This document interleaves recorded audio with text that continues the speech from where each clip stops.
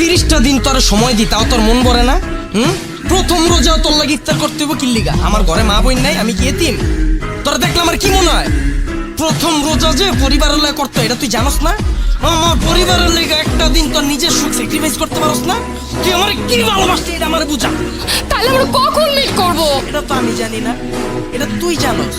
সারা জীবন meet করার date তুই fixed করছিস, আজকেও তুই ফিক্সড করবি। কালকে আমরা কখন মিট করব আমি আবার জিগামো, তুই আবার উত্তর দিবি, বুঝছস? জান, কালকে থেকে তো রোজা, কালকে আমরা কখন মিট করব? সকাল বিকাল ইফতার সবই তো গেল, এখন তো শুধুমাত্র রাতটাই বাকি আছে। রাতের কথা বলা ছাড়া তো আর কোনো উপায় নেই, রাতের কথাই বলি। জান, আমি একটা কথা বলি, সকালে যদি মিট করি তাহলে তোমার রোজা হালকা হয়ে যাবে। ইফতারের পরে তুমি তারাবি নামাজ পড়তে যাবা, আবার ইফতারে যদি ফ্যামিলির সাথে না করো অনেক খারাপ দেখা যায়।